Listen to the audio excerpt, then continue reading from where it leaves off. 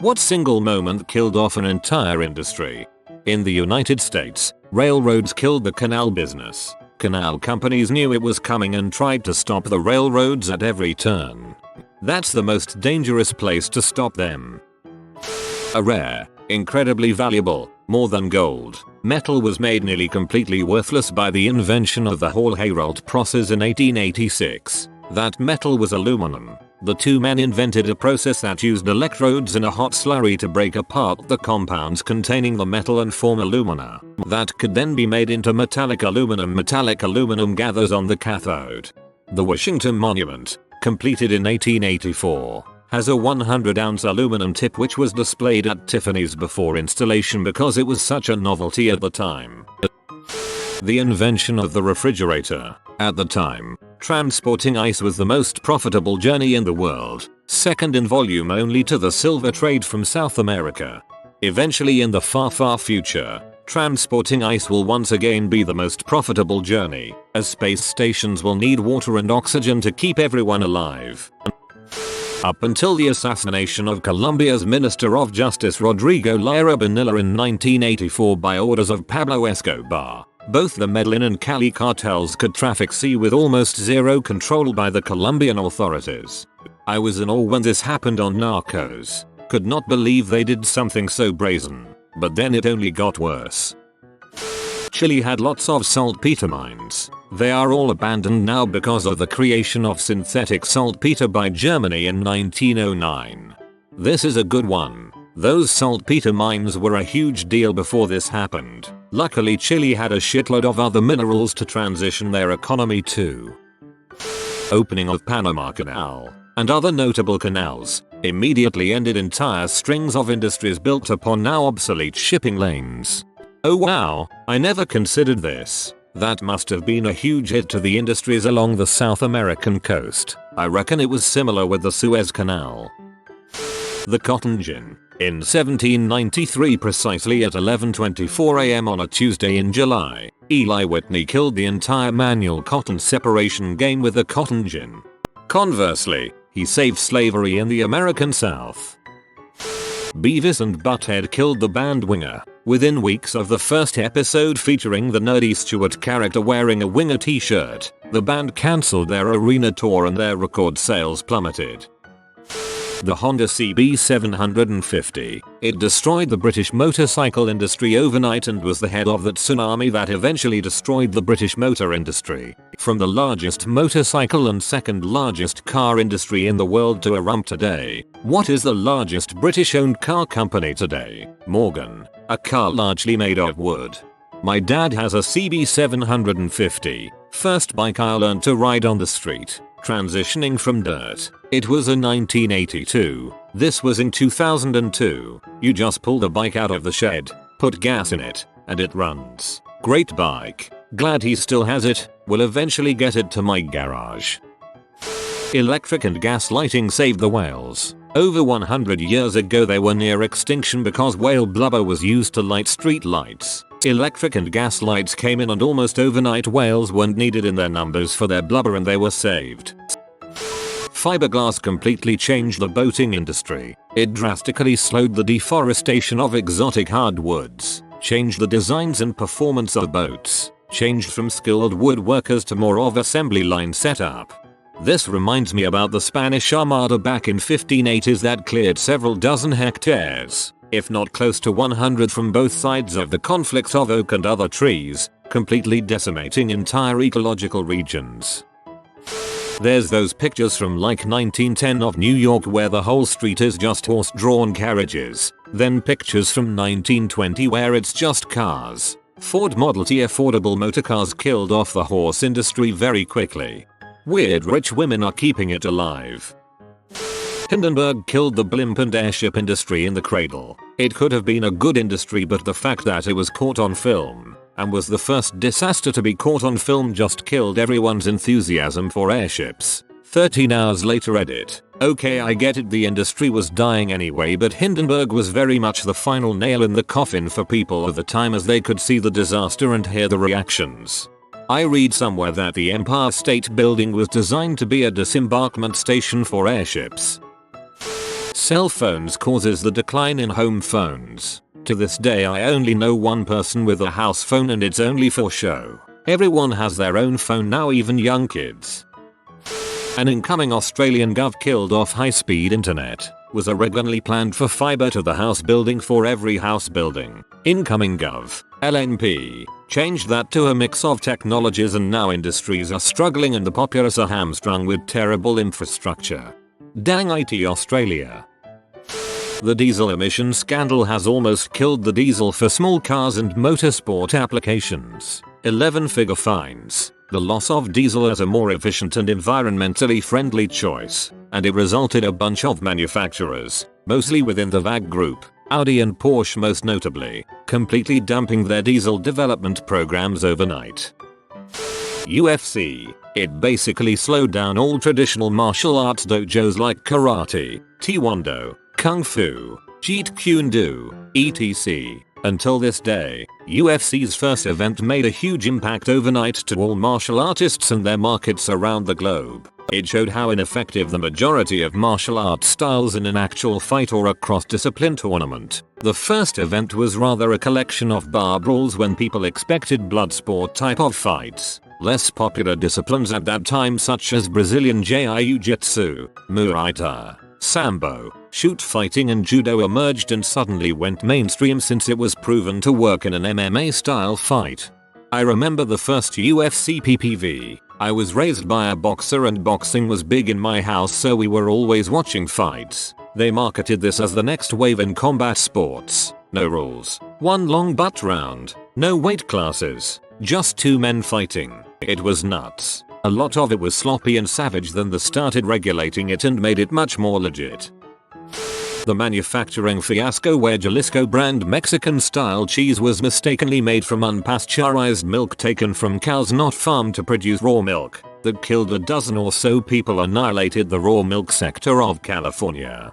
Based Altadena Dairy and nearly bankrupted Altadena founder, Mr. Stuve, who spent a fortune trying to convince government officials that raw milk produced properly was indeed safe and healthier for humans to drink.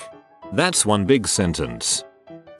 As brilliantly described on the podcast The Butterfly Effect by John Ronson, the moment a German tech entrepreneur, Fabian Thielmann, bought the company behind Pornhub and other adult sites, changing the shape of the entire P industry. Can you link that? Sound really interesting. Seth Petrozelli killed an entire fight organization when he knocked out Kimbo Slice with one punch. Elite XC was an up-and-coming MMA promotion that put all its eggs in one basket. They had a deal on CBS which was huge at the time because even the UFC didn't have fights airing on a big network. They were still airing fights on Spike TV. The people running Elite XC decided to run a ton of promotions around Kimbo being the next great MMA star. They had Gina Carano fighting on the same card and still went with focusing most of their attention to Kimbo. When Ken Shamrock, Kimbo's original opponent for that night, got injured, they replaced him Seth. Seth had much more MMA experience than Kimbo. The fight started, then ended. Kimbo was laid out on the canvas in only 14 seconds. Their star just got knocked out from one shot. That was the last show Elite XC put on. Elite XC knew Kimbo was a limited fighter and put all their eggs in his basket anyway. They told Petrozelli to avoid grappling with Slice even though that was Petrozelli's specialty. 14 seconds later we learned just how limited Kimbo really was. You can say the modern smartphone killed off many industries at once. GPS, MP3, affordable point-and-shoot cameras, calculators, etc. Now it's steering towards killing off the 3.5mm headphone jack standard in favor of Bluetooth. I really hate this because I love a headphone jack. I bought two different Bluetooth headphones and they can never sync with my Samsung Galaxy 8, so it's just a waste of time and money for me. The internet and MP3 files had completely destroyed the previous music industry model. It also took down a lot of record labels. Fun fact, today the vast majority of labels are owned by either Warner Brothers, Sony, or Universal. The Surgeon General's 1964 report on smoking is generally seen as the cause of the 50+ year decline in per capita cigarette consumption that continues to this day. This reminds me of that Mad Men storyline, which was just so good. E.T. for the Atari almost killed the video game industry in the West. Atari lost so much money on the game, mostly due to the licensing fees, that they shut production. The West didn't have another game console until the NES. There is a great video about it somewhere, but I can't remember exactly what it was. Angry video game nerd maybe? There were other underlying causes like the console market being overcrowded, but ET really feels like it was the jump the shark moment that made everyone think that video games had peaked, were a fad. We just had something like this here in the Netherlands. A lot of after-school daycares used to use what they call the stint. It's an electronically driven tub, where you can store like a dozen of kids and safely transport them from school to the daycare facility. A couple of months ago there was this terrible accident where such a stint vehicle had a technical error where the brakes didn't work and it drove right into an upcoming train. About a dozen of children and I believe also the caretaker was killed. Within the next 2 weeks our Minister of Transport decided to take all the stints off the road. Daycares were forbidden to use them pending the investigation. Most of the daycares were not happy with that decision as they had no other means of transporting the children safely without them having a big financial setback for hiring vans or having to walk with the children, which took so much more time and was also not super safe. The decision was made public, overnight, no transition time or regulation of some sort. The accident was of course terrible, but none of the other stints in use had ever had severe malfunctions. Last week, about 3 months after the accident, the company making the stints had to file for bankruptcy. I think it is absolutely irresponsible of our minister to just forbid such a useful transportation method and ruin a complete company. About a dozen of children and I believe also the caretaker was killed. 4 children died. A 5th child in the caretaker was severely injured. In the 1960s, people typed things on typewriters. If you needed a copy, you put a piece of black waxed paper behind the paper you were typing on, and another piece of paper behind that one, and it caused the typewriter to press the black wax onto the second sheet of paper. So you got a copy. Xerox came out with a copy machine, but they looked too complicated so no one bought them. Xerox ran a TV ad showing a 6-year-old making a copy, and that was the end for what was known as carbon paper. Google Maps releasing for free on cell phones killed the GPS market. Like killed it to the point where it's weird to see someone using a GPS these days. Standalone GPS units are still very much alive. The industry has shifted focus to the outdoor sector instead. Not an industry, but Nirvana killed 80s hair metal with Smells Like Teen Spirit. That was a pretty significant and quick shift in paradigm. I listen to Eddie Trunk. He often comments on how quick the shift was. Careers were ended overnight. Legend tells of a site older than Reddit. Its progenitor, one might say. Its redesign killed it in a matter of days. Its name was Dig. We do not say his name. To speak of him is to invoke his presence, and with it an unholy wrath. The moment that Blockbuster passed on buying Netflix, just like that, they signed the death warrant the home rental industry. They could have dominated the home entertainment market for another generation or two, and Netflix would be remembered in the same breath as Airborne's World or MySpace. Napster killed retail music stores. It may have taken a few years and Napster itself got taken out before it fully happened, but they started the whole process. Apple and iTunes finished the job. Probably not what you were expecting from this thread, but Jamie Oliver, a chef in the UK, killed my aunt and uncle's ice cream van business almost overnight. My aunt and uncle had a fleet of ice cream vans which for years used to park up outside schools in the UK and sell ice cream along with crisps, pop sweets, etc. every day of term time, lunch and after school. They would even pay the schools so they could park outside. Then Jamie Oliver did the large promotion in schools of healthy eating, and after that the schools said they couldn't sell unhealthy snacks to their kids anymore. At one point they were making £2 £3 daily. Now they have a couple of vans which go out over the summer. Not necessarily an industry, but when I worked at Sears a long time ago, I was in Chicago for meetings. I had a chance meeting with CEO Eddie Lampert. I said to him that he should really look into selling everything we carry online, as that is where the future is heading. He smiled and said, "Okay kid, we'll have someone look into it." I also got written up twice for buying crap we had on X status clearance and selling it on eBay for nearly regular price. Gerald Ratner was head of a major UK jewelry company. During a speech he said, "People say, how can you sell this for such a low price? I say, because it's total crap." His company quickly dropped in value by over €500 million and he was fired. That didn't kill the industry. That company now owns K's and Jed's.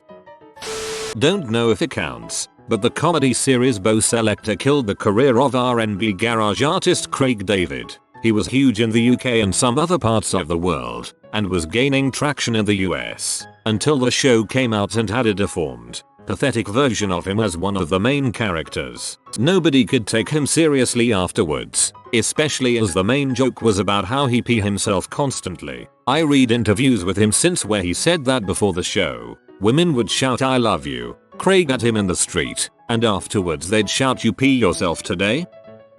A short while ago, in the 4th of September, children below the age of 11 died in a terrible collision with a train on an unguarded crossover. The accident happened with the famous Dutch backfeeds cargo bike. It was a model which was powered by a sort of Segway instead of the usual bicycle version, and made by the compact stint. Bystanders of the accident said that the brakes on the electronic cargo bike were not working. Only one of the children and their driver survived, but were badly wounded. Immediately a lot of daycare organizations stopped using the stint bike, until further research for the cause of the accident was done. In the beginning of October, a minister banned the stints from the roads. Her decision was based on the research done in the 10 days after the accident, but would stand until the rest of the research was finished, which could take several more months. Ever since the accident, nobody has bought a stint from the manufacturer, and the productions have stopped. No money came into the company anymore, so at the end of October the owner was forced to file for bankruptcy. The company accused the minister of being a bit rash with her ban, because the actual cause of the accident was still unknown. But the minister insisted on waiting for the results before reviewing her decision, even though the company could not afford that time without income. There used to be a whole lot of people that earned a very good living programming in AS3 for Flash web games and advertising. Then when Steve Jobs said Flash would never be allowed to work on the iPhone, that was it. Flash was dead and a lot of small game companies went out of business. I don't fault Steve Jobs for it though. As usual, he was right in his thinking, but he was also an butthole about it.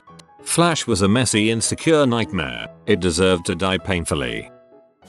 If you are new to the channel, you can subscribe. I publish new videos every day. Until then, check another video.